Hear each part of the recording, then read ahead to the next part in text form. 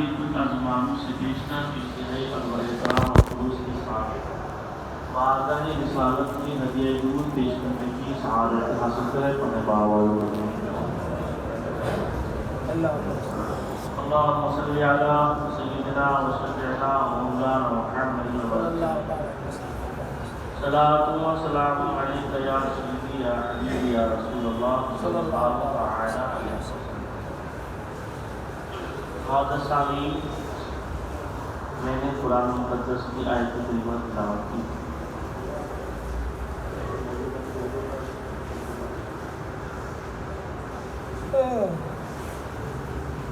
اللہ تبارک و تعالیٰ نے قرآن مقدس میں ارشاد فرمایا، یا ایھا الذین آمنوا اتقوا اللہ، اے ایمان والو اللہ سے ڈرو، وکونوا مع الصادقین، اور سچوں کی صحبت اختیار کرو. حضرات، آج ہمارے معاشرے میں بڑے مسائل درپیش ہیں اور طرح طرح کے مسائل سے ہم سبھی پریشان ہیں. ہمارا معاشرہ ایک الگ قسم کا معاشرہ ہو گیا ہے. ہمارے نوجوان اور ہمارے پڑوسی ان کے حالات ناقابل گفتگو حالات ہیں. خاص کر کے ہمارے بچے یہ افراح کے چل رہے ہیں کہ ان سے ان بچوں کی امیدیں وابستہ والدین کو ہے، قوم کو ہے، اپنے مذہب و مسلک کو ہے. ان امیدوں پر سوائے پانی پھینکنے سے وہ کچھ نہیں، اور اس کی وجہ صحبت کا اثر ہے، اس کے علاوہ کچھ نہیں. آج میری گفتگو کا عنوان میں نے صحبت کے اثرات اس لیے رکھے کہ ماہ رمضان ابھی ہم سے رخصت ہوا. اس رمضان میں ہماری مسجدوں میں الحمدللہ چہل پہل کی. یقیناً اس میں اچھے ہی لوگ تھے، اچھے بچے تھے، اچھے نوجوان تھے، اور ان نوجوانوں سے جو مربوط تھے، جو منسلک تھے، جو دوست تھے، وہ بھی مسجدوں میں تھے. نہ مسجدوں میں ماہ رمضان میں برے لوگ تھے، نہ برے لوگ کے دوست تھے. کیونکہ ہر انسان اپنی اپنی پسند کے اعتبار سے عمل کرتا ہے اور اپنی اپنی سوچ کے حساب سے اپنی جگہ کا انتخاب کرتا ہے. دیکھیے، انسان جو صحبت اختیار کرتا ہے، صحبت بہت بڑی چیز ہے، بہت بڑی چیز ہے، بڑی نازک چیز ہے، بڑی مضبوط چیز ہے، بہت پائیدار ہے اور بہت باریک ہے. اس کو سمجھنا بہت مشکل بھی ہے، بہت آسان بھی ہے، مگر صحیح طریقے سے اس کا استعمال کرنا یہ بڑی دانش مندی کی بات ہے. یہ کہنے کے لیے بڑا آسان ہے کہ یہ میرے دوست ہے، میرا کیسے ساتھ کھیلتا ہے، مگر اس کے اثرات، دوست کے اثرات بہت اچھے ہیں اور بہت برے بھی. صحبت کو آپ معمولی مت سمجھیں، صحبت کو ہم ہلکی میں نہ لیں. صحبت کا اثر اتنا بڑا ہوتا ہے، اتنا اچھا ہوتا ہے، اور اتنا برا بھی ہوتا ہے، اتنا خطرناک بھی ہوتا ہے، جس کو میں نہ بیان کر سکتا، نہ کوئی محرر اس کو تحریر کر سکتا. جس کے نتائج اس قدر خطرناک ہوتے ہیں کہ اگر اچھے اثرات ہیں تو وہ نہیں آنے والی نسلیں اس سے فیضیاب ہوتی ہیں، اور اگر بری صحبت ہے تو اس کے اثرات یہ ہے کہ اس سے آنے والی نسلیں دو چار رہتی ہیں۔ صحبت کے بارے میں کہا گیا ہے کہ صحبت صالح تھوڑا صالح کنت، صحبت صالح تھوڑا صالح کنت۔ اچھوں کی صحبت آپ کو اچھا بنا دیتی ہے، بروں کی صحبت آپ کو برا بنا دیتی ہے۔ صحبت کا اتنا سمجھیے کہ جس قرآن پر آپ اور ہم ایمان رکھتے ہیں لائے، جس رب پر آپ کا ہمارا ایمان ہے، جس حدیث کو آپ اور ہم مانتے ہیں، جو ہمارا عقیدہ ہے اللہ ایک ہے، پوری کائنات کا خالق و مالک اللہ ہے، اللہ ہی کی دست قدرت میں ہر انسان کی موت و حیات میں عزت و ذلت دینے والی ذات خدا ہی کی ہے۔ جو عقیدہ ہمارا ہے یہی عقیدہ صحابہ کا بھی تھا۔ جس قرآن کی تلاوت آپ اور ہم کر رہے ہیں، اسی قرآن کی تلاوت وہ بھی کیا ہے۔ جو چیزیں ہمارے لازم اور ضروری ہیں ان کی بھی ہوئی چیزیں، جتنی نمازیں ہم پر فرض ہیں ان پر اتنی نمازیں فرض ہیں، جتنے روزے ہم پر فرض ہیں ان پہ بھی دیں، جتنے فرائض اور واجبات ہم پر لازم اور کمپلسری ہیں اتنے ان کے فرض ہیں۔ جس طرح ہم نماز پڑھتے ہیں رکوع سجدے کے ساتھ، وہ بھی ایسی نماز پڑھتے ہیں، چاہے تہجد اور چاش ہم لوگ پڑھتے ہیں وہی پڑھاتے ہیں۔ اور بتائیے کوئی دنیا کا کوئی بھی انسان کسی صحابہ میں سے، صحابہ کی جماعت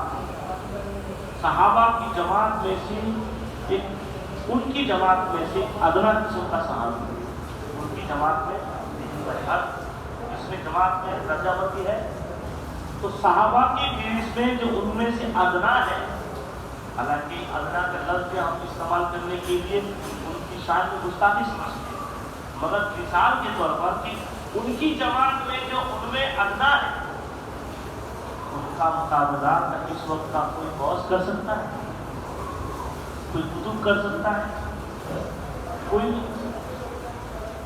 صحابہ کی جماعت میں سے ان میں سے ادنا صحابی کا مقابلہ یا ان کی برابری دنیا کا کوئی غوث، قطب، ابدال کوئی بھی نہیں کر سکتا۔ کس نے ان کا مقام اتنا بڑھا؟ یہی قرآن، جس قرآن کو غوث پاک پڑھ رہے ہیں، قطب صاحب پڑھ رہے ہیں، عالم صاحب پڑھ رہے ہیں، مفتی صاحب پڑھ رہے ہیں، نمازی پڑھ رہے ہیں، حاجی صاحب پڑھ رہے ہیں، یہ قرآن کی تلاوت انہوں نے بھی کی۔ جو نمازیں آپ پر فرض ہے، ہم پر ہے، اتنی نمازیں تو ہم پر بھی فرض ہے۔ جس طرح آپ کا عقیدہ ہونا چاہیے اللہ کے بارے میں، رسول کے بارے میں، یہ عقیدہ تو ان کا بھی تھا۔ کیا وجہ تھی کہ وہ وہی 5 وقت کا نماز ہی پڑھ کے، 5 وقت کی نماز پڑھ کے، تہجد اور چاش پڑھ کے اتنا مقام حاصل کر لیے، اور آپ وہ پڑھ کے اپنے وقت کے غوث، قطب، ابدال بھی ان کا مقابلہ نہیں کر سکتا، ان کی برابری نہیں کر سکتے؟ کس لیے ان کو اتنا مقام، اعلیٰ مقام پر پہنچا دیا؟ ان کو اتنے اعلیٰ مقام پر پہنچانے والی اگر چیز ہے تو وہ صرف اور صرف نبی کی صحبت ہے۔ صحبت نبی نے انہیں صحابی بنا دیا، نبی کی صحبت سے وہ صحابی بن گئے، اور پھر ان کا مقام اتنا بلند ہو گیا کہ اب ان کا مقام دنیا کا کوئی غوث کر سکتا ہے، نہ کوئی قطب کر سکتا ہے۔ دیکھ لیجیے صحبت کا تلاوت تو نہیں کر لیں گے آپ ان کی طرح، نماز تو پڑھ لیں گے، جہاد کر لیں گے، سب کر لیں گے آپ، لیکن نبی کی صحبت کہاں سے ہے؟ اسی لیے آپ ان کا مقابلہ نہیں کر سکتے، کوئی نہیں کر سکتا۔ ایک صحبت نے کہاں پہنچا دیا، ایک صحبت نے کہاں پہنچا دیا انہیں، اسی لیے صحبت کو معمولی نہ سمجھیں۔ آج ہمارے بچے جن کی صحبت اختیار کرتے ہیں، جہاں بیٹھتے ہیں، جس سے دوستی کرتے ہیں، یا ہم دیکھیں، ہم بچوں کے اوپر نگرانی کریں، ہم خود پہلے ٹٹول لیں، پرکھیں کہ ہماری صحبت کن لوگوں کے ساتھ ہے، ہم کن لوگوں کے ساتھ میں ہیں۔ دیکھیے اللہ کے رسول صلی اللہ تعالی علیہ وسلم نے ارشاد فرمایا، کہ اچھوں کی صحبت کی مثال اور بروں کی صحبت کی مثال سرکار نے دی۔ سرکار نے فرمایا آپ کے اچھوں کی صحبت کی مثال ایک عطر بیچنے والے کی طرح ہے۔ اچھا دوست آپ کا عطر بیچنے والے کی مانند ہے، جس سے آپ دوستی کرتے، جس کی صحبت میں آپ اٹھتے اور بیٹھتے، اور برے دوست کی صحبت لوہار کی طرح ہے، بھٹی والے کی مانند ہے۔ اب اس کی مثال کیا، اگر کسی عطر فروش سے، عطر بیچنے والے، عطر فروخت کرنے والے سے دوستی کریں گے، اب ان کی دکان کے پاس جا کے بیٹھیں گے، تو یا تو وہ عطر آپ کو ہدیے میں دے گا جس سے آپ خوشگوار ہو جائیں گے، کپڑے میں لگائیں گے، یا پھر آپ خرید لیں گے، ان کے پاس جائیں گے تو ایک بار دو بار گئے، جس کو اچھی لگی آپ لے لیتے ہیں۔ کوئی چیز انسان کسی بازار سے گزرتا ہے، کسی مارکیٹ سے، کوئی دکان میں کوئی چیز اچھی لگی، ارادہ نہیں ہونے کے باوجود خرید لیتا ہے۔ تو جب بار بار جائیں گے عطر فروش کے پاس اور آپ دیکھیں گے اور عطر کو دوسروں کو سنائیں گے، دیں گے، تو آپ عطر کی خوشبو اچھی لگے گی تو خرید لیں گے، یا پھر وہ آپ کو ہدیے میں دے گا۔ اور اگر یہ دونوں چیز نہ ہو، یعنی آپ خریدے بھی نہ اور وہ دے بھی نہ، تو کم سے کم جب تک آپ وہاں بیٹھیں گے آپ کی مشام جان عطر سے معطل تو ہوگی، اور پھر وہ تو ہے ہی، پھر جب آپ وہاں سے آئیں گے ایک اچھا اثر لے کر کے، اچھا اثر لے کے آئیں گے، آپ کے جسم سے ایک خوشبو لے کر کے آئیں گے۔ اور اگر کسی لوہار یا کسی بھٹی والے کے پاس جائیں گے، جب سونے کا کام کوئی کرتا ہے، دیکھیں ہوں گے کہ چنگاریں نکلتی اس سے، آپ اس کے قریب بیٹھیں گے تو اس کی چنگاریاں نکل کے آپ کے کپڑے کو جلا دیں گے۔ تو ورنہ یہ ہے کہ چنگاریاں نکل کے آپ کے کپڑے داغدار ہو جائیں گے، اس میں سوراخ ہو جائے گا، جل جائے گا کپڑا۔ پھر دوسری یہ ہے کہ اگر آپ وہاں نہیں بھی خریدے اور اس سے کوئی نہ ہو دے آپ کو، پھر بھی وہاں بیٹھیں گے تو اس کے دھوئیں سے اور وہاں کی گرد آلود سے، ہوا سے آپ گرد آلود ہو جائیں گے، آپ کے بال بکھر جائیں گے، آپ کے چہرے پہ کالا کالا دھبا پڑ جائے گا، کپڑے میں دھبا پڑ جائے گا۔ آپ صحبت ایک عطر فروش سے اگر کریں تو اس کے فائدے آپ کے سامنے ہیں۔ ایک بھٹی والے سے، ایک لوہار سے اگر آپ دوستی کریں، اس کی صحبت کے اثرات آپ کے سامنے ہیں۔ سرکار علیہ السلام نے ارشاد فرمایا کہ اچھے اور برے دوست کی صحبت کی مثال ایک عطر فروش، ایک بھٹی والے کی مانند ہے۔ اب تمہاری مرضی کہ تم بھٹی والے سے دوستی کر کے اپنے کپڑے کو سوراخ کر لو، جلا ڈالو، اور اپنے چہرے کو گرد آلود کر لو، چہرے میں کالک لگا لو، یا پھر عطر فروش سے دوستی کر کے ان کے پاس جا کے اپنے بدن کو مٹا دو، تمہاری۔ اس کے بعد ہمارے بچے جب ماں باپ پوچھتے ہیں نا کہ بیٹا وہ بچے تو اچھے نہیں ہیں، ان کے ساتھ مت کھیلا کرو، یا ان سے دوستی مت رکھا کرو، ان کے ساتھ سفر مت کیا کرو، وہ بچے اچھے نہیں ہیں، گالیاں دیتے ہیں، آپس میں نشہ کرتے ہیں، یہ کرتے ہیں، تو بچوں کا جواب ہوتا ہے کہ اپنے ابو وہ کرتے نا، میں نہیں کرتا، میں ایسے لوگوں کے ساتھ دوستی کیا ہوں، میں بیٹھتا ہوں خالی بچوں کے ساتھ، باقی چیزوں میں شرکت نہیں کرتا۔ ماں باپ بیچارے بچے کے اوپر تو رحم دل ہوتے ہی ہیں، مان جاتے ہیں سارے۔ اب کیا ہے اس کے اثرات نہیں ہیں۔ حضرت شیخ صادق رحمۃ اللہ تعالیٰ علیہ نے فرمائش ہوا کہ ایک باپ نے اپنی بیٹی سے تاکید فرمائی، بیٹا فلاں کے ساتھ پر بیٹھنا ہوگا۔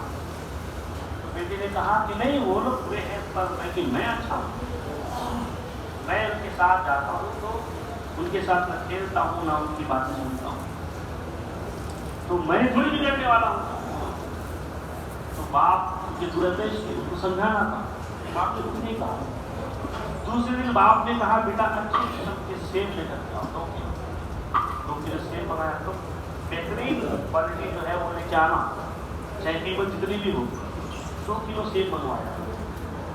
پھر 1-2 گھنٹے کے بعد کہا کہ کتنی قیمت ہے؟ بہت مہنگا سیب۔ तो बोले बहुत सस्ते वाला सेब लाना, चाहे सड़ा गला नहीं चलेगा, 1 किलो लेकर आना। तो बेटे ने समझा शायद कि पहले में सेब अच्छा लाया था, महंगा था, और वो गिलास पैसे लिए तो उन्होंने कम कीमत वाले सेब बनाया। अब आधी कीमत का सेब सड़ा गला मिला लेके आया, और दोनों सेब को एक टोकरी में डाल के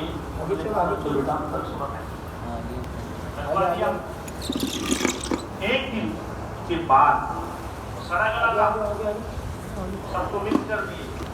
दूसरे दिन उसी बेटे से टोकरा मंगवाया और कहा बेटा बोले तो देखा कि जो सड़े गले सेब थे वो तो और सड़ कर गए, बाकी उसके असरात से जो अच्छे सेब थे वो भी खराब हो गए।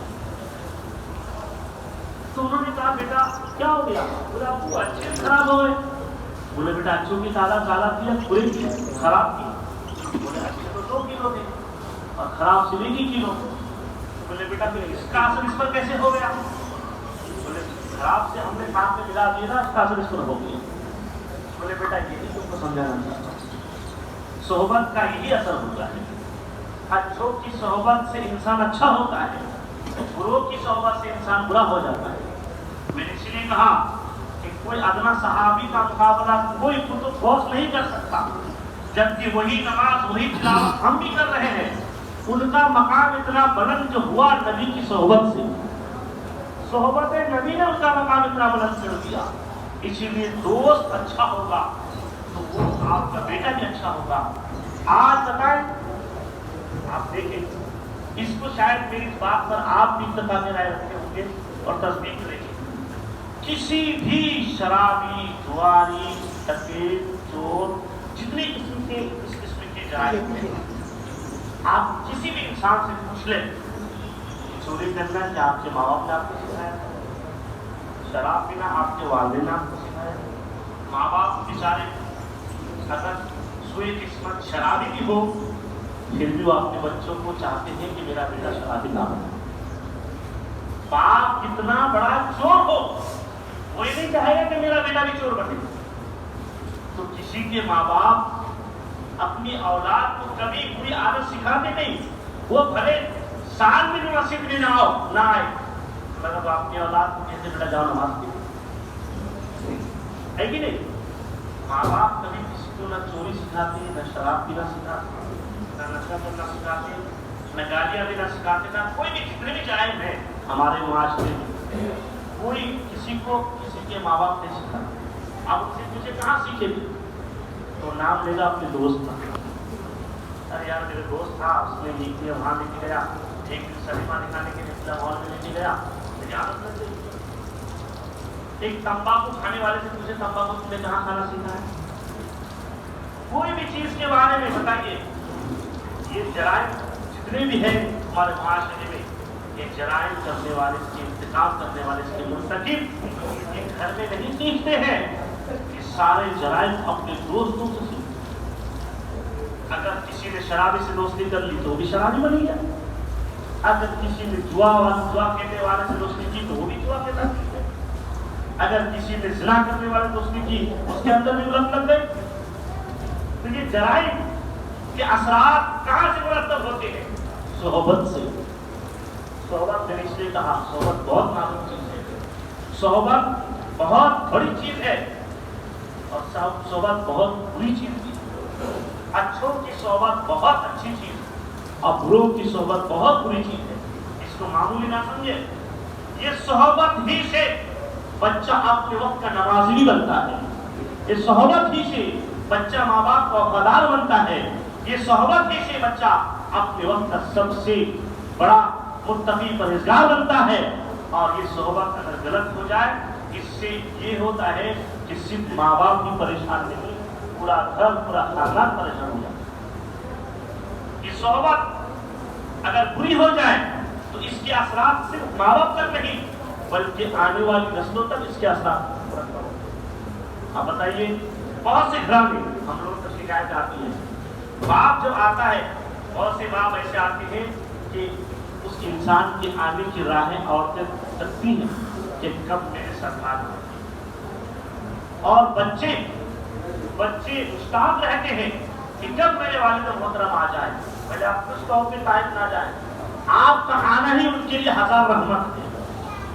مگر وہی شرابی باپ کی اولاد سے پوچھیے, شرابی انسان کی بیوی سے پوچھیے, جب آنے کا وقت ہوتا ہے تو گھبراتی ہے, جب آنے کا وقت ہوتا ہے تو بچے ڈرتے ہیں. اب آئیں گے, گالیاں بکیں گے, ماریں گے, اور بیوی ڈرتی ہے. کیوں آخر وہ بھی انسان اور شرابی بھی انسان, اس کے یہ اثرات کیوں ہے؟ جو انسان غلط کرتا ہے اس کے اثرات سے اس تک محدود نہیں, بلکہ اس کے اگلوں تک, ان کے والدین سے اصول اور گھروں تک اس کے اثرات مرتب ہوتے ہیں, اور اس کے اثرات سے پریشان اس کے ماں باپ, اس کے بچے, بیوی, آنے والی نسلیں بھی پریشان رہتی ہیں. اور اچھی صحبت ہو جائے تو آپ بتائیے, اس کی وجہ سے عزت. آج ہماری مسجد میں دوسری جماعت میں ایک بچے نے ایک بیٹھے میں قرآن سنایا تھا, اور پہلی بار قرارت کی, 10ویں کا ایگزام بھی دیا, سنایا. ان کے والد کو جو نہیں جانتا تھا بچے نے ان کا تعارف کرا دیا. اب بتائیے, آپ کا بیٹا اگر اچھی صحبت کرے گا, اچھا ہوگا, تو وہ جو لوگ آپ کو دنیا میں نہیں جانتے تھے آپ کے اولاد سے وہ تعارف ہو جائے. اور بہت سے لوگ اپنے اولاد کا تعارف فخر سے کراتے ہیں کہ میرا بیٹا ہے, اور بہت سے لوگ اپنی اولاد کو اپنی پہچان بتانے سے ڈرتے کہ میرا بیٹا ہے. ڈرتے ہیں کہ میں کیسے بتاؤں کہ میرا بیٹا ہے, یہ بدنام زمانہ ہے. کس لیے ہوتا ہے؟ یہ صحبت کی وجہ سے. آپ کے اولاد کی صحبت اچھی نہیں, اسی لیے آپ ڈر رہے ہیں. اور آپ اگر فخر سے بیان کرتے ہیں تو آپ کی اولاد کی صحبت اچھی نہیں. اسی لیے آج دیکھیے, یہ ہمارے نوجوان نسل, یہ قوم کے معمار ہیں, ان سے امید وابستہ ان کے والدین کی بھی ہے, معاشرے کی بھی ہے, قوم کی بھی ہے, مسلک کی بھی ہے, مذہب کی بھی ہے. یہ مستقبل ہے ہماری. آج ہماری نوجوان نسل دیکھیے, ہر رکشہ کے اندر آپ کو دو چار ملیں گے, اور کیا کرتے ملیں گے, آپس میں کیا موبائل میں کھیلتے ہیں, اور کبھی کبھی تو ایسا ہے کہ قریب سے گزرنا آپ کے لیے مشکل ہو جائے. سرکار نے فرمایا کہ گروپ کی محفل سے تنہائی بہتر ہے. ایسی محفل جہاں پہ برے لوگ ہو اس سے بہتر ہے کہ تنہا آپ رہیں. آپ معلوم ہے کہ جہاں آپ یہ بتائیے کہ جہاں حکم ہے کہ اجتماعی دعا کی جائے, کیوں اجتماعی دعا کی جائے؟ جہاں پہ مجمع ہوتا ہے وہاں اللہ کے کوئی نیک بندے ضرور ہوتے ہیں, اور ان نیک بندے کی وجہ سے اللہ سب کی دعائیں قبول فرما دیتا ہے. یہی وجہ ہے کہ کسی ہم اللہ والے کی بارگاہ میں جاتے ہیں اور وہاں دعا کرتے ہیں, اسی لیے کہ وہاں اللہ کی رحمتیں برستی ہیں. اس لیے ہم دعا کرتے ہیں, وجہ کرتے ہیں, دعا تو اللہ ہی سے کی جاتی ہے, مگر اس جگہ اس لیے جایا جاتا ہے کہ وہاں اللہ کی رحمتوں کا نزول ہوتا ہے. دعا کی قبولیت کا ذریعہ ہے, سبب ہے, آسانی سے دعائیں قبول ہو جاتی ہیں. وہاں ہم جائیں گے, ہماری دعائیں قبول ہوگی. اور جہاں اللہ کی نافرمانی ہوگی, جہاں ان باتوں پر عمل کیا جائے جن باتوں سے اللہ نے منع فرمایا, اللہ کے رسول ناراض ہو جاتے ہیں. آپ بتائیے اس محفل میں اللہ کی رحمتیں برسیں گی؟ جہاں پہ جوا کھیلا جائے, جہاں دنیا کی باتیں آپس میں ایک دوسرے کی ناجائز باتیں کی جائے, اور جہاں پر وہ امور انجام پائے جن سے اللہ کے رسول نے منع فرمایا, اس محفل میں اللہ کی رحمت نازل ہوگی, عذاب الہی ہوگا, اللہ کا قہر نازل ہوگا, غضب الہی ہوگا. اب وہاں اگر اچھا انسان بھی بیٹھے تو کیا وہ ان کے اوپر خاص کر کے اللہ کی رحمت برسے گی؟ اگر چوروں کا گینگ ہے, 10 لوگ چوری کیے, اس میں سے کوئی 11 ان کے ساتھ چل رہا ہے, اور ان سے کسی نے کہا کہ یہ لوگ چوری کی جماعت ہے, تو وہاں پولیس والے کہیں گے تم نے چوری کی, تم نے چوری کی, پورے ٹولے کو پکڑ کے لے جائے. ایک اچھا آدمی پھر بھی پکڑ کے لے جائے. کیوں؟ وہ آدمی تو چور نہیں تھا, مگر ان کی صحبت کی وجہ سے وہ بھی کرا. ایسے ہی اور اچھوں کے ساتھ رہیں گے, اچھوں کے ساتھ بسیں گے. جب محفل رہتی ہے, محفل اچھوں کی صحبت کا اندازہ دیکھیے. جب محفل اللہ کے کچھ فرشتے ایسے ہیں جن کا کام ہے کہ وہ صبح شام پوری ہوئی زمین پر گھومتے ہیں اور یہ تلاش کرتے ہیں کہ کہاں اللہ کے بندے بیٹھ کر اللہ اور اللہ کے رسول کا ذکر کرتے ہیں. جہاں انہیں ایسی محفل مل جاتی ہے وہاں وہ رک جاتے ہیں اور اپنے نورانی پروں سے اہل محفل کو ڈھانپ لیتے ہیں اور محفل ختم ہونے تک وہیں رہتے ہو. اور جب محفل ختم ہوتی ہے تو وہ اللہ کی بارگاہ میں ان سب کا نام درج کراتے ہیں کہ اللہ اس محفل میں تیرا فلاں بندہ بھی تھا، فلاں بھی تھا، فلاں بھی تھا. اللہ تبارک و تعالیٰ اس وقت آپ دیکھیے ہر محفل میں ہر کوئی نیک نیتی سے نہیں آتا ہے، سب کوئی نیک نیتی سے نہیں آتا. کوئی اس لیے آتا ہے کہ بھائی ان کی ذمہ داری ہے دیکھنا، بھائی میں نہیں رہوں گا تو میری ذمہ داری ہے رہنا، اس لیے رہتے ہیں. کچھ بیچارے کھانے یا نان کھٹائی کی شوق سے آتے ہیں، کچھ لوگ کسی آگے ویسے بیٹھے. تو ہر کوئی نیک نیتی سے نہیں آتا. اللہ تبارک و تعالیٰ اس وقت فرشتوں سے ارشاد فرماتا ہے کہ میرے فرشتوں میری عزت و جلال کی قسم تم سب کی سب گواہ ہو جاؤ، اس محفل میں میرے جتنے بندے تھے میں نے سب کی مغفرت کر دی. اب جب فرشتے کہتے ہیں کہ فلاں اچھی نیت سے آیا تھا، فلاں بری نیت سے آیا تھا، ان کا مقصد سیکھنا نہیں تو نہ کھڑے وہ تو فلاں کے چکر میں آیا تھا، ہوتا اسی آیا تھا. تو سو اللہ فرماتا ہے میں نے اچھوں کی صحبت کی وجہ سے بروں کی بخشش کر دی. اس میں جو اچھے بندے تھے میرے ان کی وجہ سے ان کی بھی بخشش کر دی جو اچھے نہیں تھے. صحبت پہ کتنا اثر ہے. اسی لیے صحبت بہت بڑی چیز ہے. آپ اس کو معمولی میں نہ لیں. اپنے بچوں کی نگرانی صحبت پر خاص کر کے دیں کہ میرا بیٹا کس کے ساتھ اٹھتا بیٹھتا ہے، کہاں جاتا ہے، کس کے ساتھ گھومتا ہے، یہ کس کے ساتھ اٹھتا بیٹھتا ہے. سرکار دو عالم صلی اللہ علیہ وسلم نے فرمایا کہ آپ کے دسترخوان سے صرف متقی لوگ کھائیں، اس بات کا خیال رکھیں. متقی لوگ کا مطلب یہ کھانے والے، آپ اس کے ساتھ اٹھتے بیٹھتے کھاتے. آپ کا بیٹا عید منانے کے لیے چلا گیا ڈھابے میں، آپ نے کبھی چیک کیا کہ میرا بیٹے کے ساتھ جانے والے کون کون لوگ تھے؟ ایک ساتھ جو بیٹھ کے کھانے والے کون تھے؟ کبھی شرابی تو نہیں تھا اس میں، جواری تو نہیں تھا، جھوٹ بولنے والا تو نہیں تھا، ماں باپ کا نافرمان تو نہیں تھا، عیاش تو نہیں تھا. اس کی تحقیق کون کرے گا؟ آپ کی ہماری ذمہ داری، ہر ماں باپ کی ذمہ داری ہے.